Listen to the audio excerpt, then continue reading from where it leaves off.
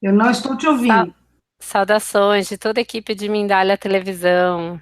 Sejam bem-vindos a mais essa conferência. Eu sou Carol Viadana. No trabalho de hoje, temos o prazer de contar. Ixi, acho que deu um problema aqui. Pronto.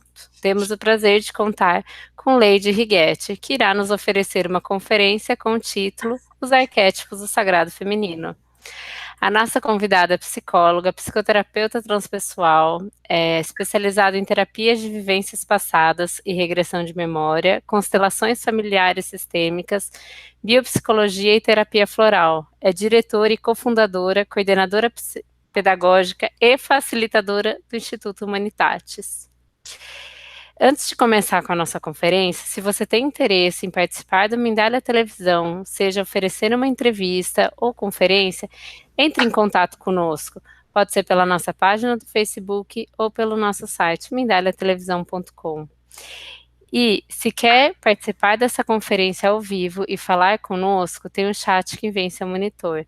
Neste campo, pode fazer perguntas à nossa convidada e ela vai responder ao final da conferência.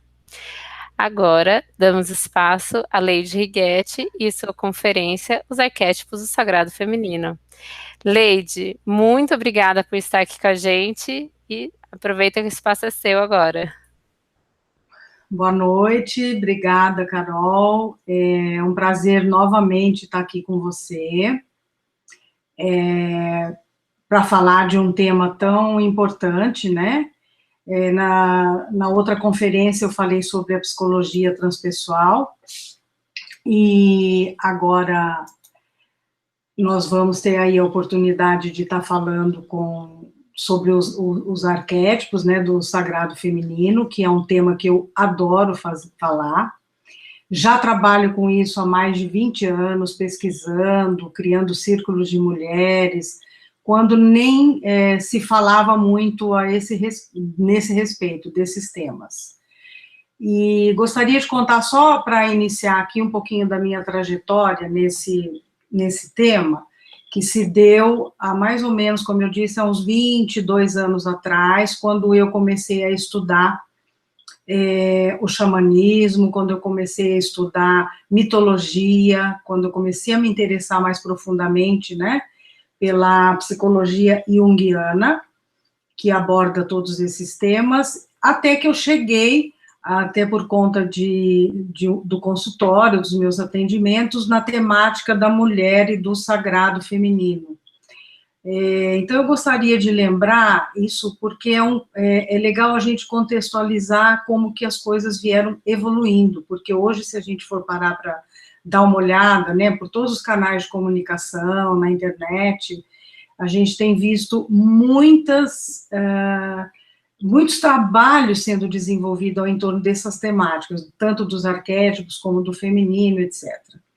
E isso é porque, né, o movimento desse momento está pedindo, está solicitando que a gente olhe com mais critério, com mais carinho, para o que foi perdido, né, ao longo da existência e da humanidade. Diria mais de uns 100 anos para cá.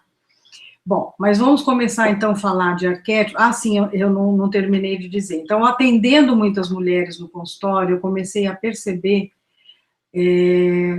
a dificuldade que elas tinham de entrar em contato com o verdadeiro feminino, se a gente pode chamar de feminino essencial, né? E eu via que existia uma distorção, uma dificuldade muito grande em entender, inclusive, o que é ser mulher. Então, tudo isso me levou a pesquisar, a trabalhar, e concomitante, eu estava fazendo a minha formação em psicologia transpessoal, o que veio a contribuir para que eu aprofundasse nessas questões, né? Então, eu gostaria de introduzir, primeiramente, para dar até um esclarecimento para as pessoas que não são da nossa área, né, são da área da psicologia, enfim, da medicina até, né, de muitas pessoas que já têm utilizado esses conceitos, ou da filosofia, enfim, da psicanálise, sobre a palavra arquétipo, né? A gente pode ir na sua origem, na etimologia, e verificar que ela vem do grego, arqué ou arché, que quer dizer princípio, início, arcaico, aquilo que existe há muito tempo, ou desde sempre, e que prevalece, que se mantém, se sustenta ao longo do tempo. Então, os arquétipos, o arquétipo foi, quem usou essa terminologia foi Jung, Carl Gustav Jung, né, o psicólogo suíço, que tem a sua abordagem chamada de psicologia analítica.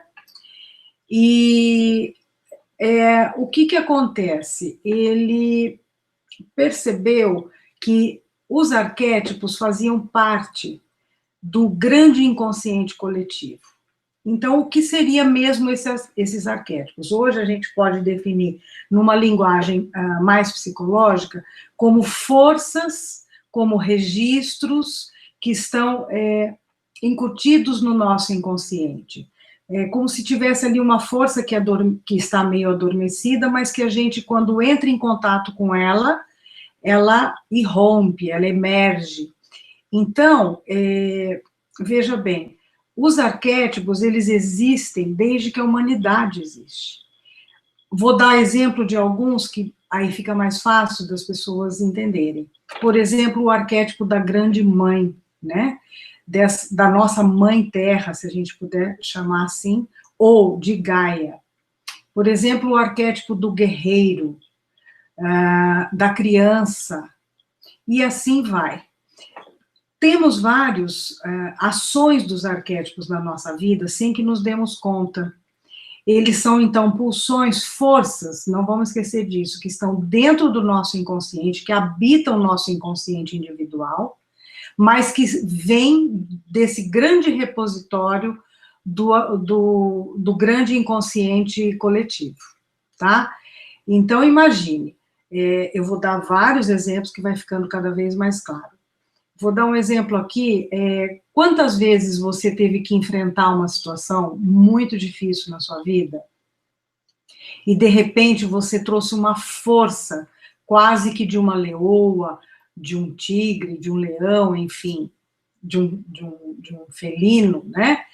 Que você fala, nossa, eu fui tomada por uma força que nem eu sabia que tinha. Com toda certeza, você acessou nesse momento um registro de uma memória, de um arquétipo que rompeu e te ajudou a enfrentar essa situação. Aí você pode falar, bom, mas então ele está no campo do instintual, também. Só que, imagine, o nosso inconsciente pessoal, ele é formado por toda a nossa história, né?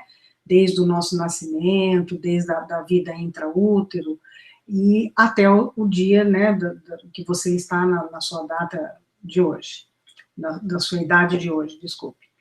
Ele tem ali todos os registros da sua história. Mas nós temos também uma conexão com o que a gente chama do inconsciente coletivo, onde habitam todos os arquétipos. Por exemplo, ânima e ânimos também, que hoje é bem conhecido, né? Ânima seria o princípio feminino, que habita em nós, no nosso psiquismo, e ânimos, o masculino. Então, tanto o homem quanto a mulher têm esses dois arquétipos, tá? Bom, o que acontece? Quando a gente necessita utilizar, e a gente tem consciência desse poder, dessa força, dessa inscrição que habita dentro de nós, nós podemos até invocar. Nesse momento, eu vou invocar a minha guerreira, o meu guerreiro, e vou resolver essa situação. Ou vou trazer até um animal, né, uma força instintual maior aí, tanto é que, fazendo um parênteses, todos os países, as nações, procuram sempre colocar nas suas bandeiras, nos seus símbolos, até no seu dinheiro, às vezes, né, símbolos de animais. Por quê? Porque esses animais se tornaram arquetípicos. Por exemplo, os Estados Unidos têm a águia, né? A águia é um animal que vê ao longo de toda a altura em que ela está, ela tem uma visão do todo, ela é muito forte, ela é determinada, então ela é conhecida por esses atributos. A Inglaterra, por exemplo, tem um leão, né, que é o rei, que é a força, que é o poder, e assim vai. Então eu estou dando primeiro uma explanação geral para que a gente possa ter claro essas forças que habitam o nosso inconsciente, esses registros de toda a história da humanidade. Então, vamos pensar. Antigamente, os arquétipos, eles estavam bem vinculados, inclusive, aos mitos, né? Antigamente, mais ainda, bem mais antigamente, estou falando de muitos 1000 anos atrás, na Grécia Antiga, na Índia, no Egito, eles têm todo o seu panteão, né? Dos deuses, dos semideuses, enfim.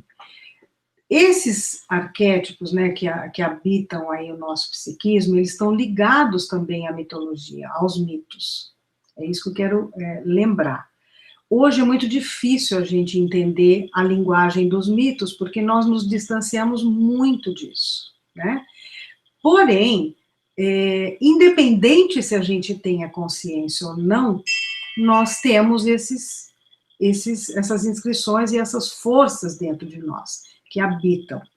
Então, para que eu possa entrar dentro dos arquétipos, especificamente do feminino sagrado, do sagrado feminino, eu quis dar essa introdução para que a gente pudesse agora, com mais tranquilidade, falar sobre isso, uma vez que nós vamos focar, né, na mulher ou no psiquismo do feminino, tá? Então, dentro desses meus estudos, como eu estava dizendo, eu me deparei com vários autores maravilhosos, Jean Shinoda Bolen, que lançou As Mulheres e as Deusas, o Roger Vogel, com a sua esposa, né, Cristina Vogel também, ele já faleceu, mas ele deu uma belíssima contribuição, ele era um terapeuta junguiano, e ele falou com muita propriedade sobre a influência dos arquétipos das deusas gregas, né, ele se balizou por lá, na influência do comportamento feminino. E eu me encantei muito com essa possibilidade de me aprofundar nisso e desenvolver um trabalho que pudesse ajudar as mulheres. Porque uma coisa é muito importante, né, a gente lembrar. Os mitos, né, sempre foram utilizados pela humanidade como uma forma de conversar com essa linguagem universal, conversar com essa linguagem que está muito além da dimensão do ego, por exemplo, né, da personalidade. Então, é uma forma também de você se unir, por isso chamados de deuses e deusas, ao sagrado. E o que é o sagrado? O que é essa dimensão do sagrado? A dimensão do sagrado, nós podemos dizer que é a dimensão pura, genuína, que não teve uma maculação, que não foi profanada, né? Que se mantém intacta, se mantém virgem na sua inteireza, na sua integralidade. Então, a humanidade vivia, né, temente até aos deuses e às deusas, porque, como pobres mortais, nós deveríamos respeitá-los, deveríamos acessá-los com reverência.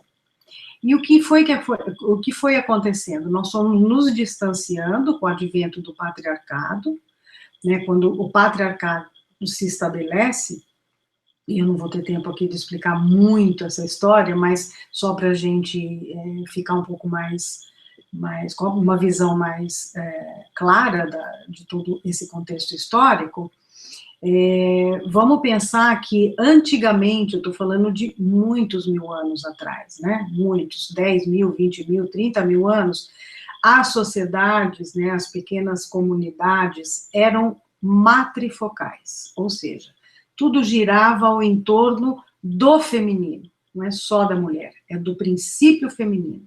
Não estou dizendo de gênero, né? Estou falando de princípio, o princípio que rege.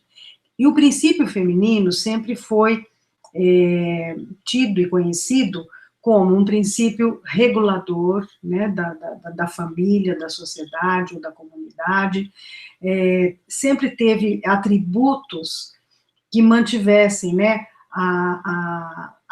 vamos dizer, a cooperatividade, a amorosidade, a generosidade, esse aspecto mais maternal. E o princípio masculino, o mais guerreiro, o mais bélico, aquele que saía, né, para a caça, para trazer o suprimento para a família, enquanto a mulher cuidava de toda a comunidade ali, né, das suas famílias, porque tudo tudo era muito compartilhado, né? Não existia uma cisão tão grande como existe hoje, cada um no seu território. Enfim, então, vamos pensar que nesses milênios aí lá atrás, a sociedade era pautada pela cultura e pela educação e pelos princípios mais femininos, né, na sua organização, na sua estruturação, e não que o masculino não tivesse a sua contribuição, é óbvio que tinha, mas para a gente ter uma ideia, as mulheres nem sabiam como engravidavam, muito menos os homens, porque também tinha essa parte mais livre, né? Não tinha a monogamia estabelecida. Então, a coisa foi se perdendo, na medida que tribos, né, tem uma teoria muito importante em cima disso, que foi levantada aí pelos historiadores, por antropólogos, por arqueólogos que foram encontrando, né, ao longo ali da Europa mais ao norte, que foram tribos fugindo do frio e foram se estabelecendo mais ao longo ali do Mediterrâneo, onde já existiam, né, as comunidades mais matrifocais, ainda existiam, e eles vêm com essa força mais bélica e foram se apossando, tomando território, até que o patriarcado foi estabelecido, instituído. Isso aqui eu estou fazendo um super resumo, tá? Então, quem depois se interessar, acho que seria importante dar uma aprofundada nessas informações. Mas, resumidamente, é isso. Para chegar aonde? Então, vamos lá. Como eu vou falar dos atributos, né, dos arquétipos do feminino sagrado, com foco na Grécia, que é onde eu me identifiquei bastante, venho desenvolvendo esse trabalho com as mulheres ao longo, né, desses 20 anos, eu vou me pautar, então, no panteão grego, especificamente nas 7 deusas gregas, que, vamos dizer, que compõem o psiquismo feminino, e que, quando nós entendemos cada arquétipo desse, como que eles atuam em nós, eu diria que a gente está muito próxima de um equilíbrio, ou até de uma cura. Por que eu estou falando isso? Porque lembrem-se que eu falei lá no início que um dos motivos que me levaram a estudar mais, né, me aprofundar nessa questão, é porque tanto em mim, quanto nas minhas pacientes, nas minhas amigas, enfim, nas mulheres que estavam, né, ao meu entorno, eu percebia uma dificuldade muito grande em assumir e a vivenciar esse feminino mais essencial, mais sagrado, vamos chamar assim, né? Eu percebia que existia ali uma contaminação, que existia uma dificuldade muito grande das mulheres terem até os seus próprios referenciais do que era o verdadeiro feminino. Porque se a gente for pensar que o patriarcado se estabeleceu mais ou menos há 5.000 anos, 6.000 anos, que seja, nenhuma das nossas ancestrais mais próximas, eu estou dizendo até tataravó, né, e um pouco mais para trás, tiveram a referência do que é o verdadeiro feminino. Porque já vinham sendo educadas através de uma visão patriarcal, de dominância, de subjugo, de medo, onde foi se perdendo, então, vamos dizer, toda a essência desse feminino. Por isso, hoje a gente fala do sagrado feminino, no sentido mais genuíno que a gente possa sentir. Não é porque a gente está se colocando acima do masculino, como muita gente pensa, faz a leitura, ou porque está ligado a algum tipo de instituição religiosa, não é nada disso. Sagrado no sentido mais profundo da palavra, né? Aquilo que me faz de verdade ser quem eu sou, genuinamente tocada na minha dimensão de alma, de profundidade existencial, de como eu quero ser, e numa inspiração que, infelizmente, quase que se perdeu. E aí entram os arquétipos nos trazendo essa contribuição maravilhosa, Porque à medida que você se conhece através da história da humanidade, ou do feminino genuíno, que seja através das deusas, no caso aqui que eu vou falar do panteão grego, você vai fazer uma reflexão, vai falar assim, nossa, faz todo sentido, é assim que eu me sinto. E se a gente pegar também um viés da própria psicologia, que sempre teve também muitos autores masculinos, homens, quantas vezes a gente não ouviu assim, né? Ah, esta mulher é fálica, porque ela é mais, vamos dizer, mais incisiva, mais forte, mais destemida, né? Esses jargões ou esses adjetivos, vamos pensar assim, eles vêm de uma visão masculina. Agora, por que a mulher não pode ter também os aspectos dela mais masculinos, né? Porque ela também é composta pelos arquétipos masculinos, ela vivencia isso com quem ela se relaciona, enfim, no momento onde também ela necessita estar de uma forma mais incisiva, mais, vamos dizer, mais pontual, mais objetiva, quando ela precisa, né? Então, foi havendo aí muita distorção na compreensão da mulher, na sua inteireza. Quando eu encontro esses dois autores, por exemplo, né, e tem mais, mas há Mulheres que Correm com os Lobos, aquele livro fantástico, que fala muito dessa natureza instintual da mulher, né, que é muito lindo, do feminino também, eu comecei a perceber que daria para a gente, então, entender esse imenso universo, esse psiquismo da mulher, que é complexo, não que o do homem não seja, porque ele também tem os seus deuses internalizados, né, os seus mitos internalizados, os seus arquétipos internalizados. Mas a mulher, por si só, né, muitos homens falam, né, é difícil entender as mulheres. Eu vou contar um segredo para vocês aqui. Até a gente mesmo, muitas vezes, não consegue se entender por que está sentindo assim assado. Mas quando eu cheguei nas deusas gregas, ou nos atributos de cada arquétipo desse, que compunham a grande mãe, e depois elas foram sendo fragmentadas para sobreviver à invasão do patriarcado, eu falei, pronto, agora sim, agora dá para entender por que é que a gente acorda de um jeito, no meio do dia está de outro, e à noite provavelmente vem outra. Ou, nas fases da nossa vida, das nossas escolhas, uma hora eu estou muito focada no meu profissional, outra hora a maternidade me arrebata, outra hora eu quero estudar, eu quero me casar, eu quero um companheiro.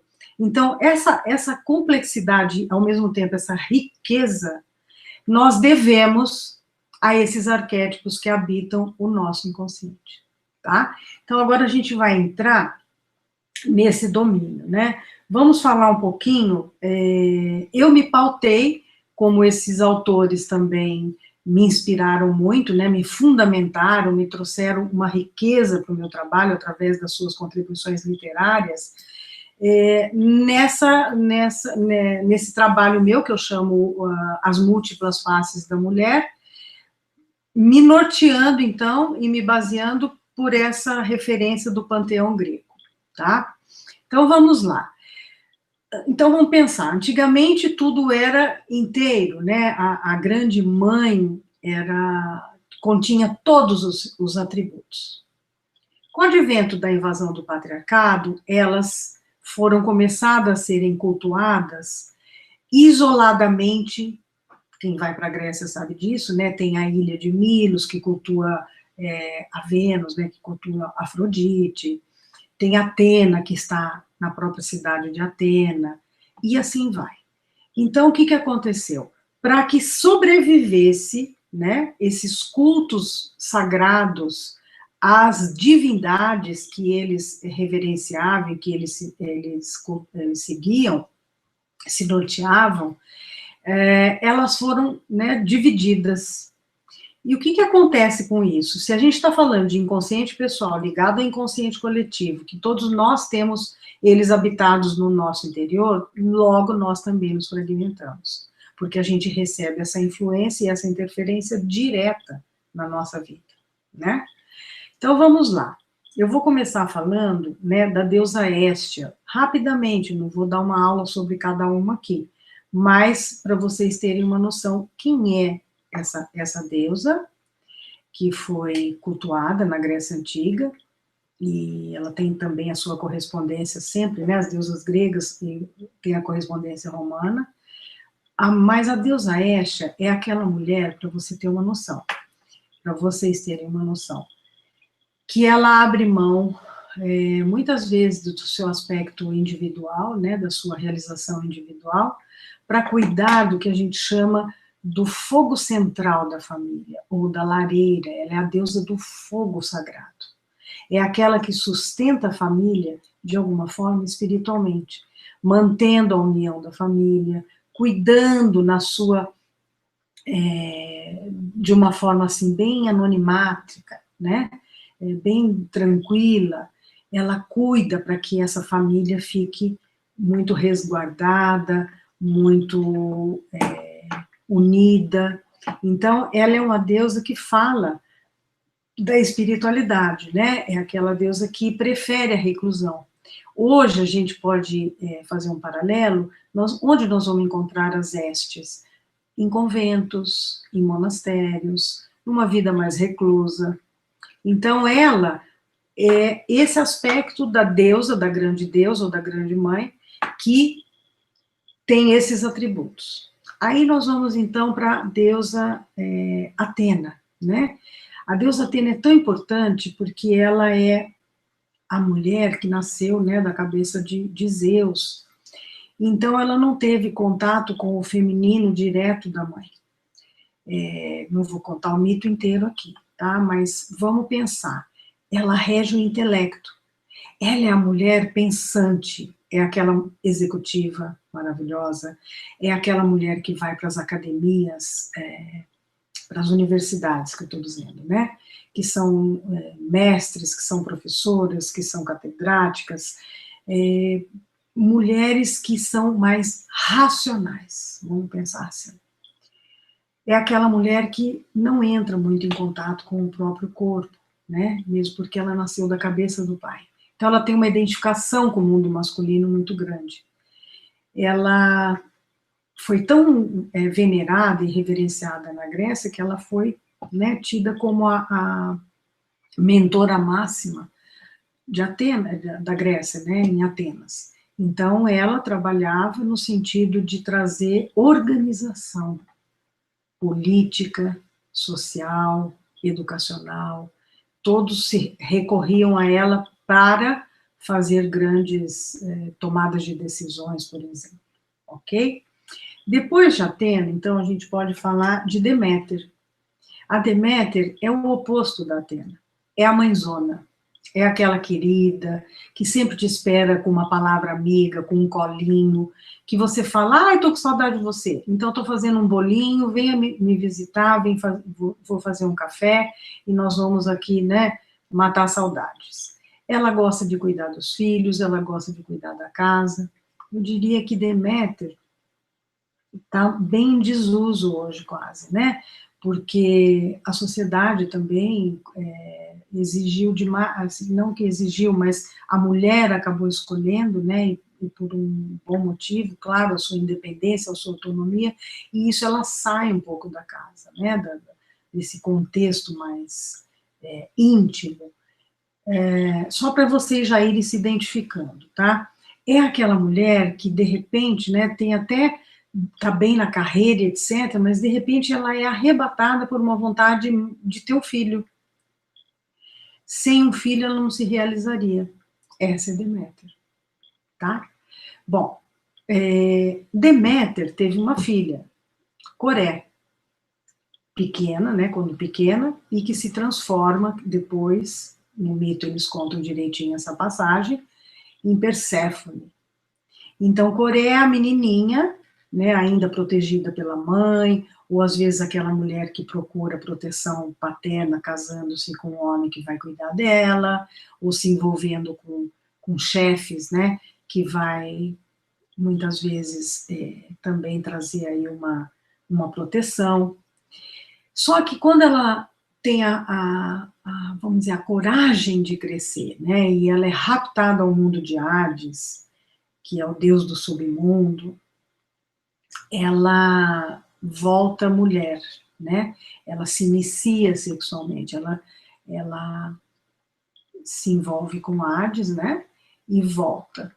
Não, eu já disse que eu não vou contar o mito inteiro aqui, mas só para vocês entenderem, então, as nossas facetas. Quando ela volta desse mergulho no submundo, ela se reconhece.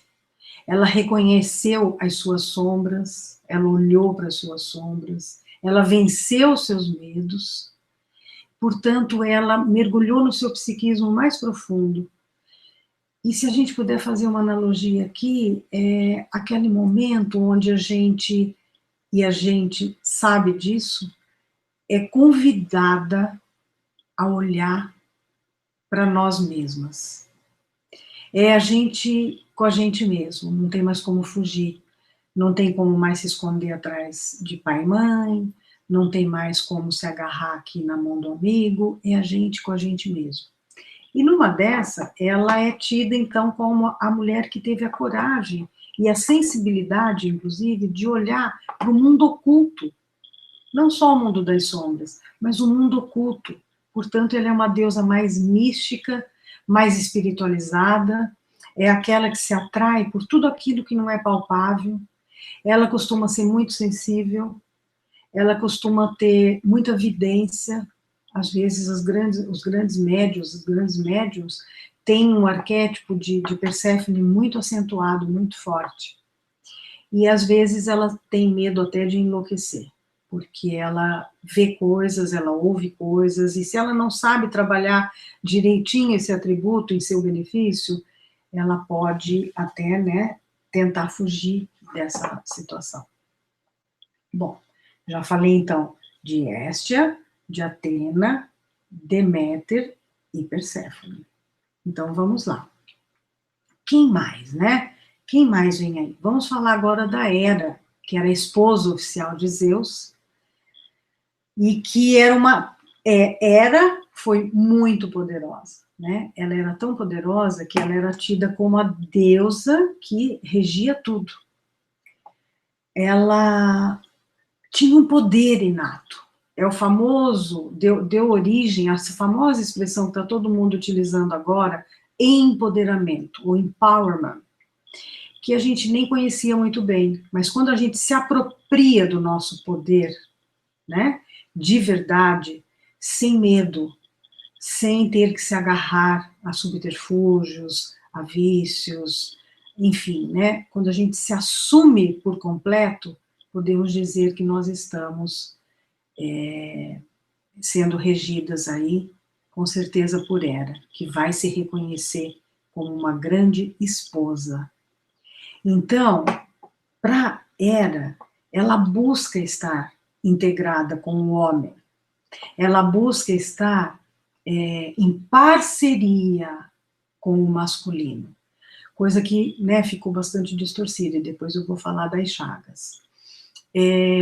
Veja bem, não necessariamente ela também é muito compreendida hoje na nossa sociedade, né? Porque a gente fala assim, a mulher está querendo se agarrar a um homem, está querendo, só é ela se ela casar, como que é isso? Muitas mulheres, né, torcem o nariz para isso, inclusive. Então eu falo para vocês, calma, calma, porque o que ela busca na realidade, no seu íntimo, nós estamos falando do sagrado feminino, né? Não do profanado e não das chagas, que eu vou falar daqui a pouco. Mas ela está falando que ela, para se completar, ela necessita do aspecto masculino, do seu companheiro, do seu parceiro. É como se ela buscasse resgatar o casamento sagrado, que é conhecido como hierogamos, né? Então, veja, vocês estão agora já tendo uma verdadeira noção da grandiosidade que é essa totalidade desses arquétipos enquanto composição do nosso psiquismo, né? Vocês estão vendo que cada deusa tem os seus atributos específicos. Depois da Hera, vamos falar aqui de outra deusa muito interessante, eu me identifico muito com ela, que é a deusa Ártemis, a deusa brava, guerreira, caçadora, que adora viver na natureza, que busca, né, a sua realização, defendendo os mais fracos, os mais frágeis. É ela que impunha a braveza, é aquela deusa que eu costumo brincar que tem a faca nos dentes. Se você olhar, ela está sempre, ela é andrógina, ela tem um aspecto até meio masculinizado, ela está sempre pronta para uma guerra, para uma defesa, para um enfrentamento, né? Então, vamos pensar nos dois aspectos. A deusa da natureza, que ela e os bichos, os animais são um, as plantas, as ervas, as flores, tudo encanta, especialmente a natureza mais agreste. Quanto mais longe da cidade, ao contrário de Atena, que é extremamente metropolitana, né? Gosta da cidade, não sabe viver sem a cidade. Ártemis gosta do mato, é a mulher bicho do mato, que adora ficar lá, ficar reclusa, mas ela, irmã de Apolo, né? Era a irmã gêmea de Apolo. Ela também tem o seu aspecto, hoje a gente pode encontrar várias Ártemis, encabeçando, por exemplo, todos esses movimentos de sustentabilidade, de natureza, de preservação dos animais, da natureza. Então, essa é a deusa Ártemis. Ela é a forte, a guerreira, é a brava, é aquela que às vezes encara a vida, né, num extremo, matar ou morrer. Então, veja que, né, todas elas tinham tudo isso muito bem organizado. Só que a hora que isso se desintegrou, né, ou se esfacelou aí, cada parte, né, cada deusa assumiu aí atributos específicos, ok? Finalmente, nós vamos falar daquela que é mais cobiçada pelas mulheres, muitas vezes, pelos homens, e às vezes mais difícil mesmo da gente acessar a sua genuinidade, né, os seus atributos mais genuínos, que é a deusa Afrodite, ou Vênus, no mito romano, né, na mitologia romana. Então, veja bem, Vênus, Afrodite, é a deusa do amor, é a deusa das artes, é a deusa que gosta de se arrumar, que tem vaidade, que gosta de sempre estar bem com o corpo dela, né? Vamos pensar que, né, os extremismos estão acontecendo em nome de tudo isso, em todas elas também, né? Mas ela é essa deusa. No mito antigo, na Grécia Antiga, se dizia que quem iniciava os homens na arte do sexo, né, no amor, era Afrodite, porque ela sabia de verdade encantar um homem. Ela sabia de verdade trazer o homem para ser iniciado na prática sexual, na prática afetiva, né, porque também é uma iniciação, de uma forma muito especial, porque ela é independente, mas ao mesmo tempo ela valoriza demais as relações entre homens e mulheres, né? E elas são normalmente muito amorosas, muito tranquilas, muito suaves, muito leves. Então isso acaba, né, atraindo também aí essa vontade da gente tê-la muito bem cuidada, vamos, né, olhar assim essa questão. Então, vamos lá, falei de todas as deusas, falei como que elas se fragmentaram, né, dentro do nosso psiquismo, e aí eu gostaria de chamar a atenção, porque assim, como eu disse, foi com o advento do patriarcado que elas acabaram se fragmentando, né? Então, aquilo que era inteiro tornou-se em 7 partes, e essas partes, muitas vezes, brigam entre si. Então, o que nós observamos isso no nível de consultório, como eu falei lá atrás, que os arquétipos, né, quando utilizados ao nosso favor, vêm como um benefício para que a gente possa dar espaço para aquelas outras deusas que estão dentro de nós, mais abafadinhas. Então, nesse trabalho aí que eu desenvolvo, é muito interessante, porque as mulheres vêm, e às vezes elas se surpreendem quando elas descobrem a pontuação de qual deusa, né, ou qual arquétipo delas estão, como estão dentro de si mesmas. É claro que quando você faz uma leitura até pelo físico, pela forma que a pessoa se veste, como ela se comporta, né, porque não se esqueçam que os arquétipos, eles definem comportamento. Na realidade, a gente é aquilo que a gente deixa se revelar, né? Então, como os arquétipos, eles influenciam a nossa forma de ser no mundo, quando a gente faz um mapeamento assim, e principalmente a gente, né, que está mais acostumada a fazer uma leitura rápida de um psiquismo, de um comportamento, né, fica claro quais deusas que estão mais afloradas e outras, né, necessitando ali, por favor, me chamem, né, me utilizem também. Então, a gente faz essa integração de uma forma muito linda, né, que no final do trabalho a gente acaba se saindo, assim, muito mais completa, muito mais inteira. Agora, eu gostaria de chamar a atenção, deixa eu ver que horas são agora, para que a gente possa entender também o que foi que aconteceu na polaridade desses atributos genuínos.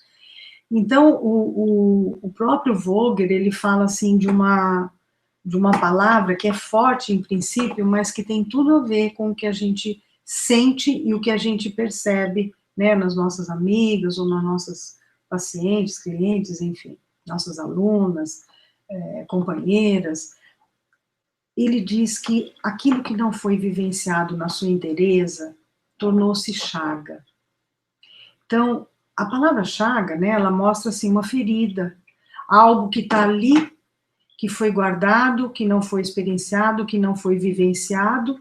Portanto, é como se a gente procurasse uma compensação ou negasse esse aspecto.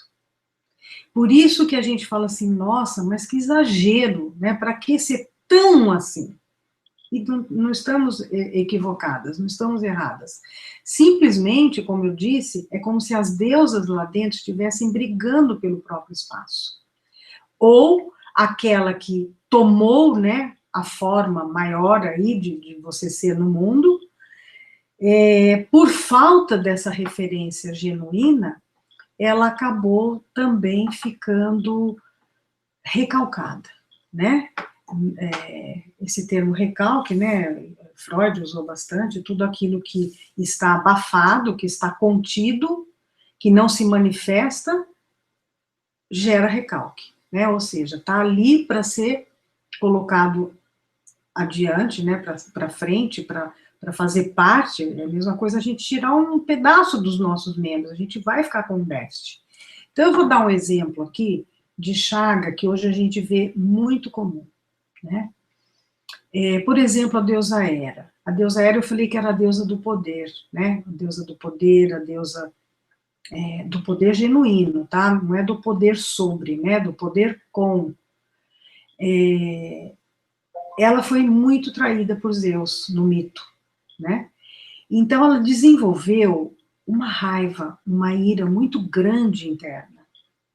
Ela não perdoava a Zeus, mas também, como o matrimônio para ela era muito sagrado e muito importante, pela parceria que eu já expliquei, ela começou a ser uma mulher vingativa.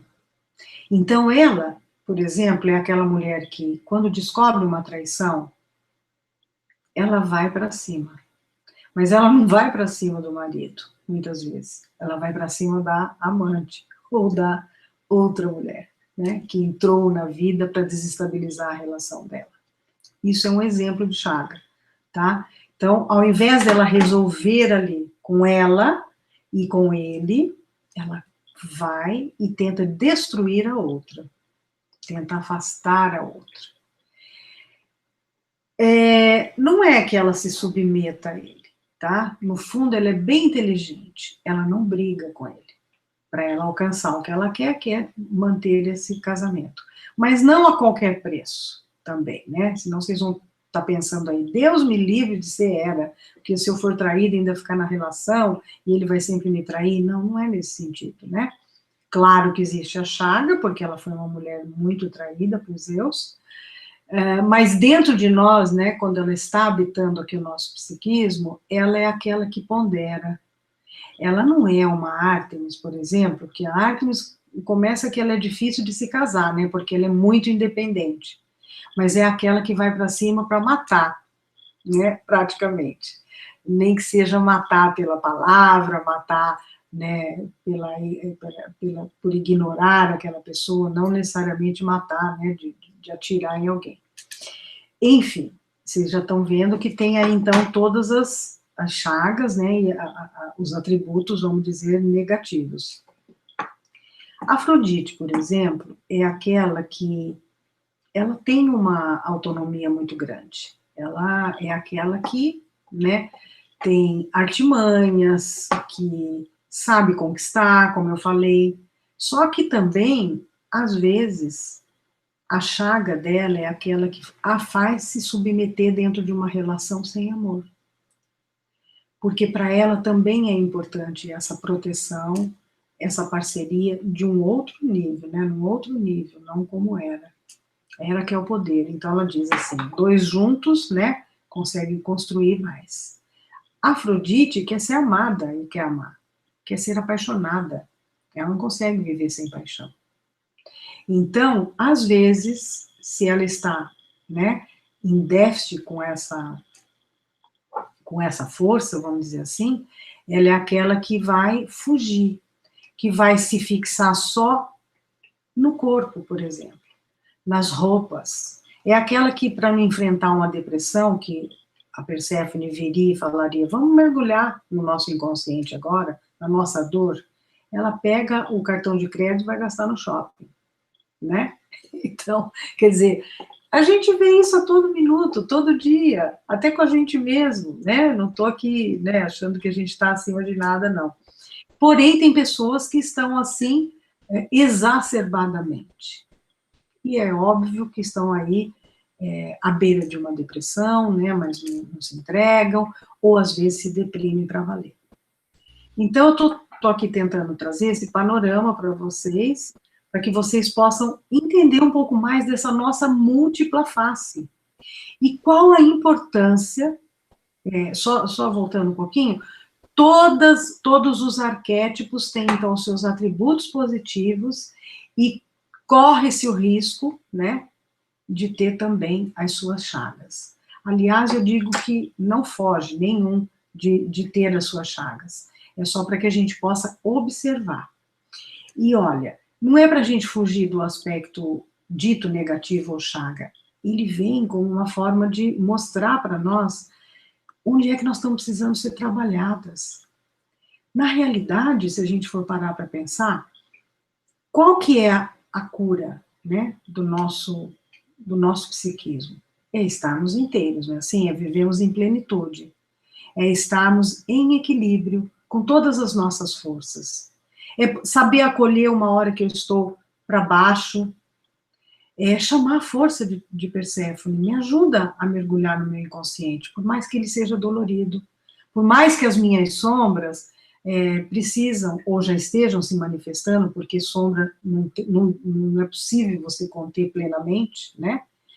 Aliás, você só vai se curar quando você tiver a coragem de encarar essa sombra, ou seja, de unir, como Jung disse, os opostos, né, luz e sombra, quando eu trago tudo aquilo que está no meu inconsciente por medo de se revelar, né, que eu vou recalcando, que eu vou reprimindo, eu trago e olho e encaro, eu estou muito próxima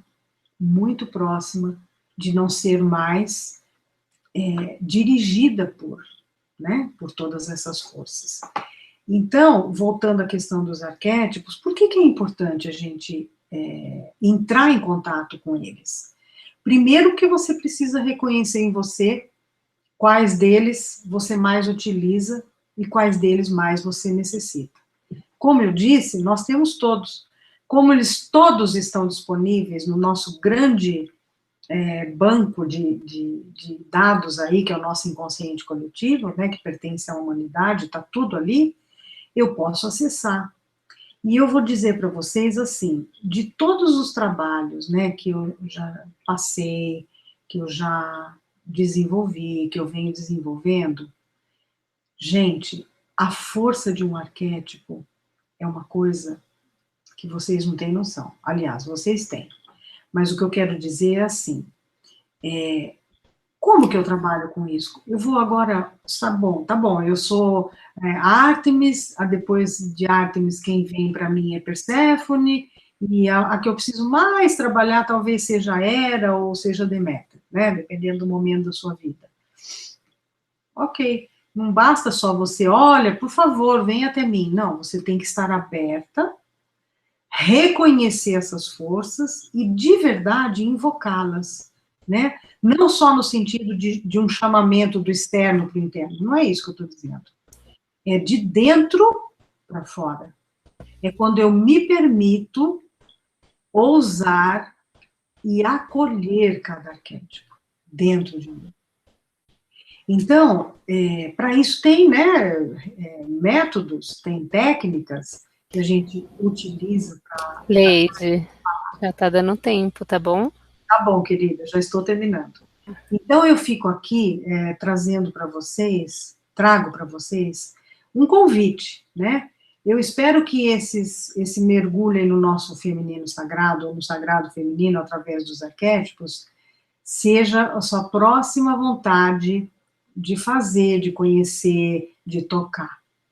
Porque você vai ser uma mulher muito mais inteira, os homens vão gostar muito mais de uma mulher inteira também, né? Não que a gente esteja aqui só para agradá-los, mas eles também buscam essa mulher inteira, né? Assim como eles buscam neles vivenciar esses arquétipos femininos na mulher que eles escolhem, né? Se você for olhar que tipo de mulher cada homem atrai, é a deusa ou o arquétipo feminino que ele mais se identifica, ou que ele mais precisa, ok? Então, eu espero que eu tenha contribuído com vocês hoje um pouco mais aí dentro dessa fala, que é de verdade apaixonante, e agora fico aqui, né, à mercê aí da nossa querida Carol, que vai passar para essa segunda etapa. Leide, muito obrigada, estava muito legal, até passou um pouco, mas eu nem queria cortar, porque estava muito interessante o assunto, mas a gente ainda vai conversar mais aqui nas perguntas, né, dá para falar ainda mais um pouco. Só antes de ir para as perguntas, eu quero lembrar que a Mindalia é uma organização sem fins lucrativos, que tem como uma de suas missões difundir o conhecimento de maneira universal, gratuita, elevar a consciência do mundo. Então, se você tem algo para compartilhar que possa ser muito interessante para outras pessoas, entre em contato conosco, pode ser pelo nosso canal do Facebook ou nosso site, mindaliatelevisão.com. E também se inscreva no canal, clique gosto nesse vídeo, porque ele está ótimo, e faça comentários, participe agora que a gente vai ter bastante tempo aqui para responder mais. Leide, eu acho até que a gente já podia continuar com essas ferramentas que você estava falando agora no final, né? Uhum. Que eu te interrompi. Como utilizar esse conhecimento, como colocar na minha vida isso. Ok. Bom, essa é a proposta de um trabalho, assim, bem profundo, né, que eu acabei desenvolvendo, né, não criei nada sozinha, claro, a gente vai aprendendo, eu passei por alguns aprendizados e comecei a replicar e vi que dava certo. Então, a gente tem vivências ou psicovivências, onde a gente entra, né, num estado de expansão da consciência e acaba trazendo, através de uma condução feita, né, no caso por mim aqui, dentro, por exemplo, desse trabalho aí com as deusas, com os arquétipos, que você trabalha vivencialmente cada uma, deixando que ela se aflore, que ela traga mensagens, que ela demonstre a você aquilo que ela precisa, aquilo que ela está necessitando.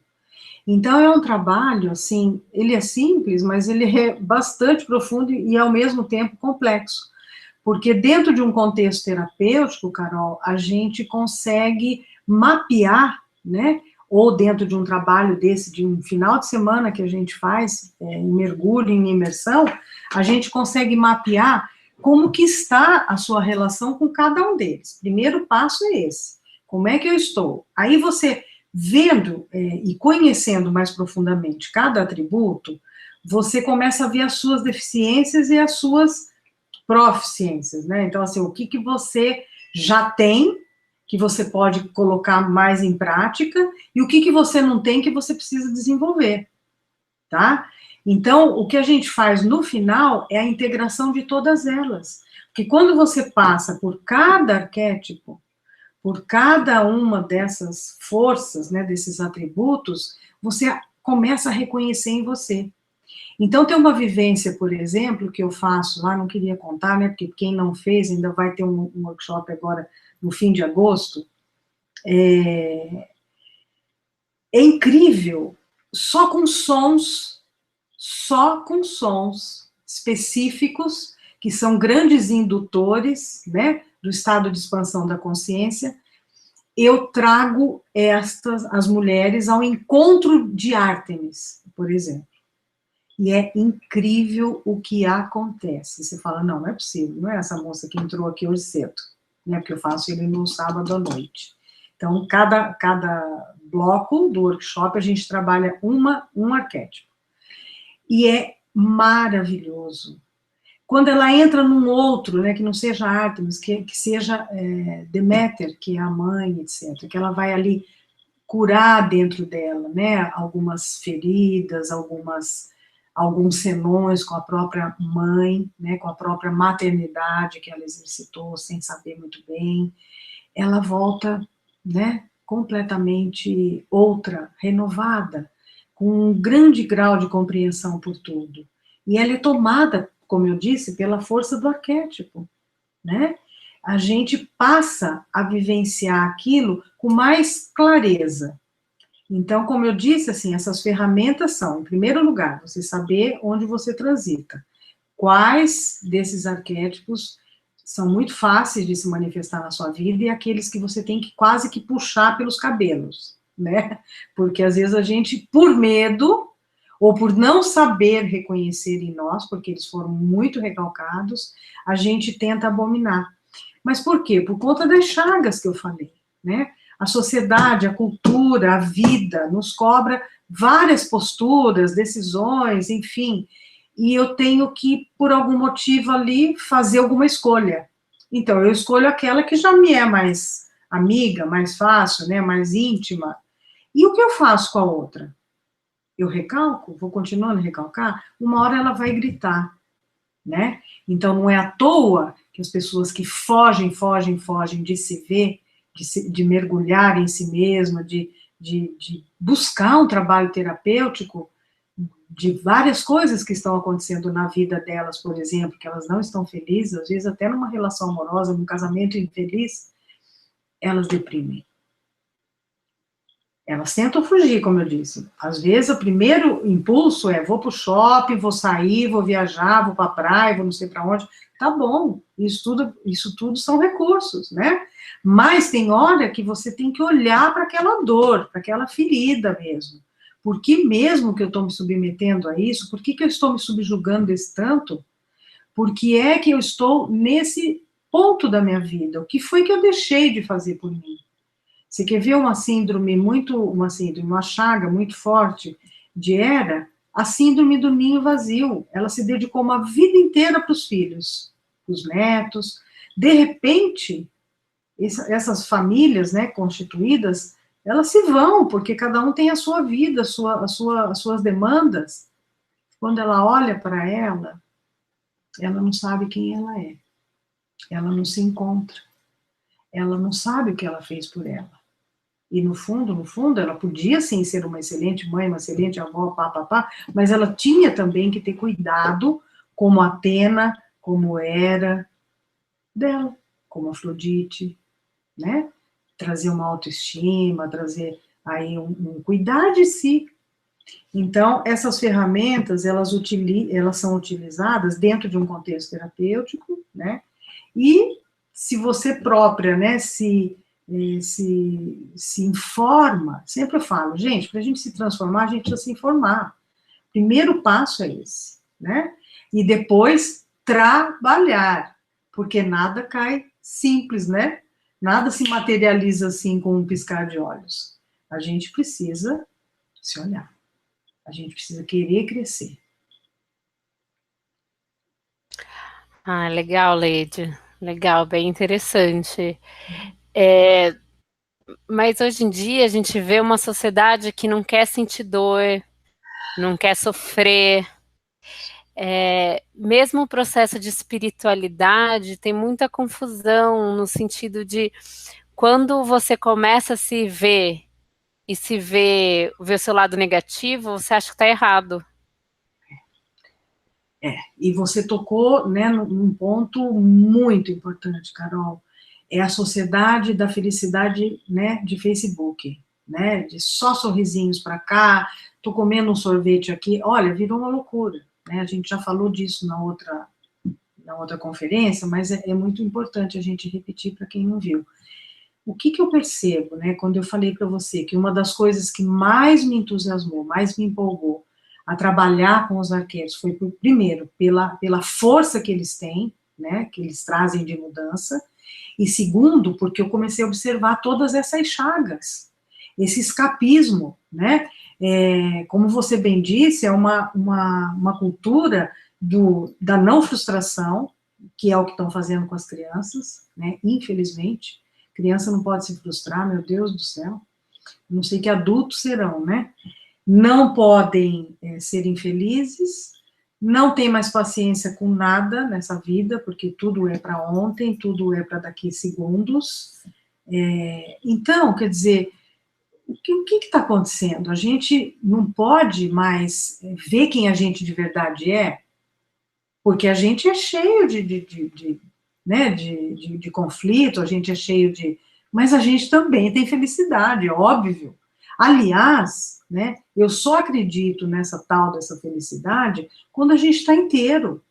Porque o que a gente vê são conceitos muito distorcidos, né, Carol? Então, assim, eu vou ser feliz se eu tiver o carro tal, se eu tiver a casa tal, se eu tiver a roupa tal, se eu fizer a viagem tal. E não é assim. Você vai ser feliz, sim, com essas coisas também, porque aquilo traz prazer, traz fruto de uma realização, fruto de um trabalho que você conquistou para poder comprar aquilo que você queria, tá tudo certo, né? Porém, não é fugindo de quem você de verdade é que você vai sustentar a tal da felicidade, né? Porque assim, a gente vai trocando, cada dia é uma coisa que eu tenho que pôr no lugar para que eu faça de verdade essa apoteose da felicidade, para que eu viva nessa coisa sem fim. Gente, qual é o problema da gente chorar, da gente se sentir um lixo de vez em quando, da gente pedir ajuda, né? Você me ajuda? Não, não pode, porque é demonstração de fraqueza. Você não pode demonstrar isso, você não pode demonstrar aquilo. Então, quer dizer, né, nós estamos indo como é que fala? Na estrada oposta à verdade. Porque a verdade é feita, né, de dramas, de conflitos, de felicidade, de alegria, de prazer, de desprazer. Essa é a grande, vamos dizer, experiência humana, não é verdade? Então, se eu fujo de tudo isso, quem que eu sou?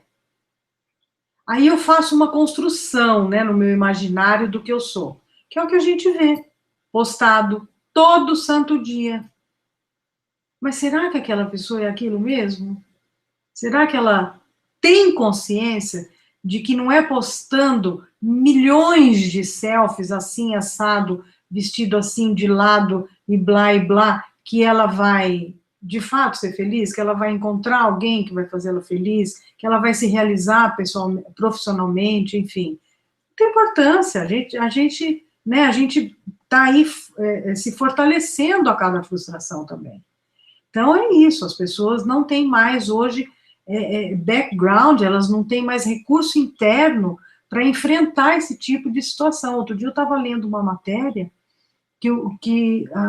triste, muito triste, que o índice de suicídio na adolescência subiu absurdamente, por um vazio existencial, por uma falta de se enxergar, de ver as suas reais potencialidades. Então, quando há uma frustração, porque essa criança foi totalmente blindada, né, de ser frustrada, ou de não ter resiliência, né, a famosa resiliência, hoje também tão falada, ela quer por fim a vida, porque é assim que funciona. Que triste, né? Então, você vê, o arquétipo, ele está em todas as situações. Eu dei aqui o exemplo de alguns, porque a gente estava falando especificamente do sagrado feminino. E eu esqueci de falar uma coisa, vou aproveitar, porque está dentro desse tema que você me perguntou, né? Dessa coisa da não de ter que ser feliz a todo custo. Eu diria que nós chegamos, né, num ponto, a humanidade, tão superficial, né, em alguns aspectos, que ela esqueceu que ela tem uma camada profunda, que é lá que habita a verdade. Então, ela quer viver daqui para fora.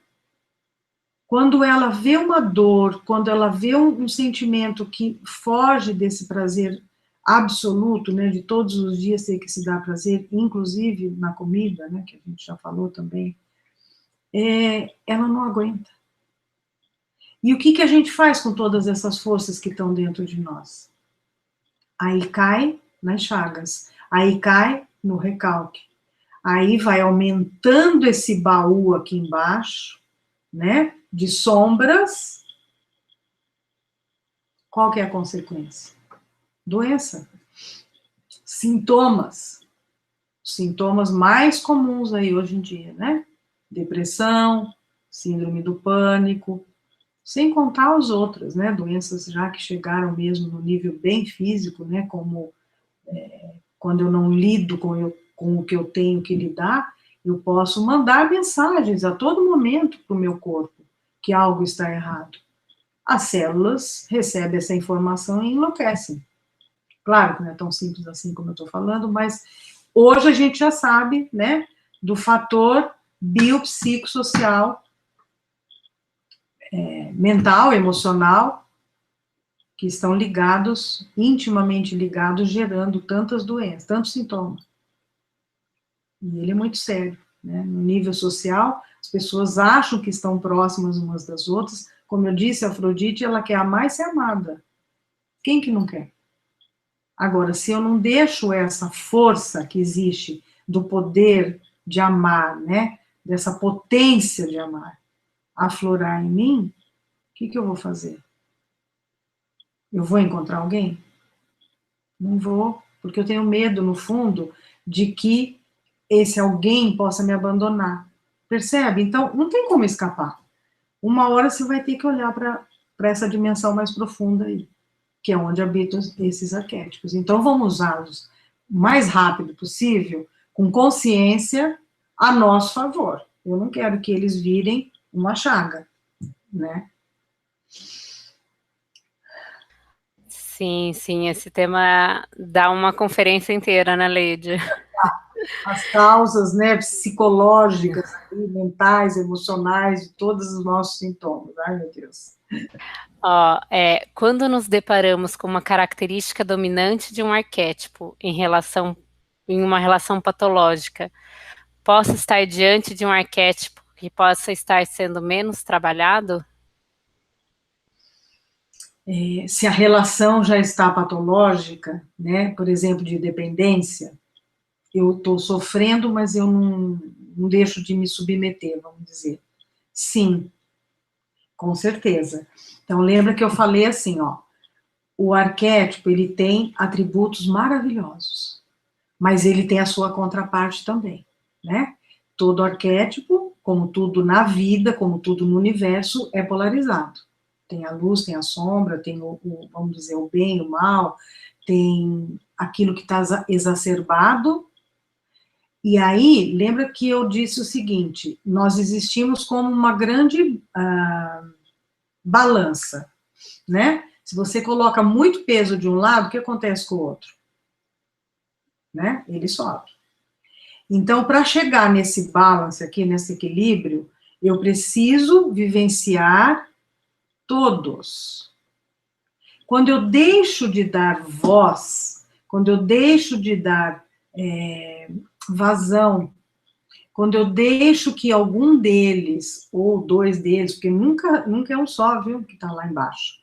Normalmente, são 3, como são 7, a deusa Esche, ela sempre entra como um auxílio, de ficar ali sustentando a nossa conexão espiritual, né, para a gente não afundar de vez, com a nossa fé, com as nossas crenças no sagrado, enfim. Então, a gente pega essas outras 6, que são as que mais interferem, vamos dizer assim, diretamente no psiquismo. Se eu eleger uma, e como ela disse, né, pode estar até já numa relação patológica, e esse aqui está exacerbado, para ele se sustentar aqui, algo está tendo que ser abafado do outro lado, né, olha a balança, tá certo? Então, enquanto eu não recolho um pouco desse, deixo emergir outros que vão trazer equilíbrio, que vão dar complemento. Olha, se você é só mãe, é aquilo que eu falei, quando seus filhos vão embora, você quase se mata. Se você nega a maternidade, só quer trabalhar, não estou dizendo que todo mundo tem que ser mãe, tá? Pelo amor de Deus, não é isso, mas estou dizendo, eu tenho um desejo de ser mãe, mas eu não quero deixar o meu trabalho, eu entro num conflito absurdo com Atena e Deméter. Então, eu vou ter que achar um jeito de abrir mão um pouquinho da Atena, né, para ela até tirar umas férias, um ano sabático, e eu me dar a oportunidade de ter, por exemplo, um filho. Isso vai enriquecer, né, com certeza, a minha vida. Eu vou trabalhar internamente essa dualidade, essa guerra, essa briga, e depois eu volto a trabalhar. Ninguém morreu por isso, né? Claro, tem momentos que a gente vai ter um pouco mais de dificuldade, um filho é uma decisão muito séria, todas as mães sabem disso, né? Agora, se entende onde está o cerne da questão? Se um arquétipo está ali no ápice, né, do psiquismo, ditando as regras, e os outros aqui dizendo amém, não vai dar certo. Claro que a relação vai ficar patológica, porque o outro também não vai aguentar. E o outro vai desenvolver, com certeza, para se defender, uma outra conjectura ali, uma outra organização interna dos arquétipos que estão influenciando a vida dele também, né? No caso, tanto faz homem ou mulher. Acho que eu respondi, né? Sim, sim. A gente está indo para a nossa última pergunta agora, Leide, que então posso estar vivendo a minha deusa predominante, mas eu até queria acrescentar nessa pergunta, uma que eu queria fazer, que é assim, eu vejo que umas fases da nossa vida a gente vive uma, depois a gente muda, né? Não é um... Muda. Lembra que eu falei durante aqui a minha conferência hoje? A gente é arrebatado pelo arquétipo, viu? Quando ele vem, ele não pede licença. Agora, se eu resisto, se eu falo, não, eu não quero, o que eu faço? Eu ponho um recalque. Mas em algum outro momento ele vai buscar força para sair. Então, por exemplo, é aquilo que eu estava dizendo. Quem estava ali na carreira, linda, brilhante, estava tudo certo, de repente, uma vontade de ser mãe louca. Assim, da noite para o dia, vem, claro que eu já tinha esse desejo lá atrás, etc, etc. Mas você começa a só ver bebê, a ver roupinha de criança, a ver filme infantil, a conversar disso na escola, na fila do supermercado, não sei aonde, né? Você fala, pô, Deméter entrou de vez na minha vida. E aí você tem que viver aquele arquétipo, não fica brigando, você não escolheu? Ela não entrou na sua vida, não está sendo bom? Depois você volta. O problema, nossa, sabe qual é? Como eu falei, né? A gente não tem paciência mais. A gente não espera, a gente não respeita fases. A gente quer pular tudo que é fase. né? Aí fica complicado. Então, você vai continuar sendo Atena, você vai continuar sendo Deméter, você vai ter a brabeza em algum momento para defender teu filho, por exemplo, como uma Ártemis, que vira uma leoa, etc, etc. Você não vai, elas não vão fugir de você. Ou a fase que você está vivendo delas tem, né, prioridade naquele momento para aqueles aspectos, para aqueles atributos. Se entrega, né, permita. Agora, quando você está num dia, num único dia, Carol, nós podemos vivenciar todos os arquétipos. Isso eu já vi em mim, muitas vezes, né? Acontece. Por quê? Porque eles estão, eles fazem parte. Não é que você tem que trazer lá de fora para pôr aqui, tá? Quando a gente fala em deusas grego, parece que está lá longe, né? Não. Isso foi só uma linguagem simbólica utilizada pela humanidade, pelo povo grego, por exemplo, né? Pela civilização grega, para dar nome a esses atributos que compunham o nosso psiquismo. Então, eles, sem saberem essa linguagem toda que a gente fala hoje, psiquismo, eles já falavam com as divindades, que são os nossos aspectos sagrados.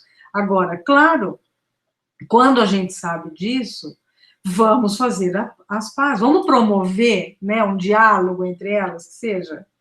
É isso que eu estou tentando dizer aqui. Vamos promover um diálogo onde todos têm poder de fala. E algumas pedem licença para as outras. Olha, hoje, nesse momento, eu estou querendo mais ser Ártemis, estou precisando ir para o mato. Não aguento mais a cidade, estou cansada. A Atena vai ter que falar, ok, posso levar meus livros? Pode levar seus livros, entende? Posso levar o meu notebook? Pode. Você entende? Então, assim, não, vou para o mato, não quero ver nada, não quero... Tá bom, você está vivendo o arquétipo da Ártemis na sua inteireza. Ela vai jogar o notebook no meio do caminho, etc, né? Que ela não precisa mesmo disso, ela não quer saber disso. Agora, uma Ártemis da idade moderna, do mundo moderno, ela pode ir para o meio do mato e ainda fazer umas correspondências com algumas ONGs de animais, do que ela viu lá na flora, na fauna, enfim. Entende? É a gente saber trazer, né, essa riqueza, porque é uma riqueza a nosso favor, é isso que eu estou falando aqui o tempo inteiro. Vamos utilizar a nosso favor essas forças. Sim, Leide, ótimos exemplos, ótimos exemplos. A gente consegue ver na gente isso, né? Eu vou pro meio do mato. Não, a Atena fala, não, meu Deus, eu não dou conta. Posso levar um livro? Pode. Sim, se equilibrar, né? Não precisa ser um ou outro. Não vale a radicalização. Para nada nessa vida. Você já viu o radicalismo ser bom para alguma coisa? Não é. Olha, Leide, veio mais uma pergunta que eu vou acabar fazendo porque eu achei muito legal, tá? Tá. Pessoa sempre indecisa, os arquétipos estão adormecidos? Adorei. Deixa eu pensar, tá? Se eles estão adormecidos. Não, talvez assim, indecisa, ela falou, né? Talvez o arquétipo de Atena, que é muito objetivo, tem as deusas enfocadas e as deusas não focadas, que não deu tempo de eu falar tudo aqui, né? Mas vamos pensar sobre esse aspecto. A deusa focada é aquela que é objetiva, que vai, que faz o que tem que fazer, que fala o que tem que falar, que escolhe o que tem que escolher, ok? As outras deusas, por exemplo, eu vou falar quais são. Atena, Hera e Ártemis. Essas não param para ver a vitrine. Elas entraram no shopping para comprar um tênis, elas vão lá e compram um tênis. E saem do shopping. A Afrodite, a Deméter e a Perséfone, uma vai parar para comer pão de queijo, comer bolo, a outra vai... Ai, meu Deus, vai parar para fazer maquiagem, porque ela viu linda ali, ela entrou para comprar o tênis, tá? E a Deméter vai falar, ai, que roupinhas lindas de criança, acho que vou comprar tudo para os meus netos. E esqueceu do tênis. Então, respondendo essa pergunta, eu diria assim, se ela tem muita indecisão, tá faltando foco. Está faltando ela invocar e trabalhar mais a objetividade que essas três deusas ou esses três arquétipos trazem. Deu para entender? Sim, sim. Às vezes é a falta do equilíbrio das deusas, né? De novo é a falta do É, equilíbrio. Mas você vê como que no exemplo prático isso fica bem próximo da gente? sim. A gente sabe quem entra no homem. Homem entra no supermercado com a lista que a esposa deu, ele vai comprar aquilo. No máximo, ele vai trazer uma garrafa de vinho a mais, porque ele gosta de vinho. A mulher entra, ela vai comprar tudo, menos aquilo que ela entrou para comprar, normalmente. Né? Por quê? Porque a gente tem esses aspectos muito fortes do não foco também, né? Dos prazeres, da delícia, do mimo, enfim, é isso. Tá? Sim, Leide, muito obrigada. Foi muito interessante. Muita informação importante você compartilhou, né? Ah, Muita gente elogiando aqui no chat, enfim. fico feliz. Então foi muito legal. Não fui só eu que gostei, não. Veio de muita gente aqui. Que E bom. também quero agradecer a todas as pessoas que nos acompanharam, que estão hoje em Mindália ao vivo. É muito importante sua participação. Muito obrigada. Essa conferência vai continuar disponível no nosso site do YouTube. Então, se você pegou do meio, pode assistir do começo, pode compartilhar, vai continuar lá. Só antes de finalizar, eu vou dar um minuto para a nossa convidada para que ela se despeça de nós. Leide, uma última mensagem. Ok. Muito obrigada, Carol, mais uma vez por essa oportunidade. A minha intenção sempre é essa, né? Acho que está bem em sintonia com a proposta da TV Mindália, fico muito feliz por isso, que é difundir assuntos que possam contribuir de fato, de verdade, num mundo tão conturbado, num mundo tão dissociado, né? Num mundo tão perdido, desconectado, com temas que possam contribuir para o nosso ajuste, né? Para o nosso equilíbrio, para a nossa cura, para a nossa felicidade, sim, para a nossa inteireza, e que a gente possa continuar nessa linda parceria, né? Sempre que você precisar, eu estarei aqui, sendo um prazer mesmo falar para você e para todo esse público aí que nos prestigia. Ai, Leide, agradeço. A gente sempre vai ter um espaço para quem sente esse chamado de compartilhar algo que possa ser positivo para alguém, que possa ajudar o outro. É por isso que a gente fala aqui várias vezes durante a conferência. Se você sente esse chamado também, entre em contato conosco. Tem espaço aqui para todo mundo compartilhar, né? É muito importante isso. Lembrando, gente, se inscreva no nosso canal, clique gosto no vídeo, compartilha e nos vemos na próxima conferência. Muito obrigada, boa noite. Boa noite.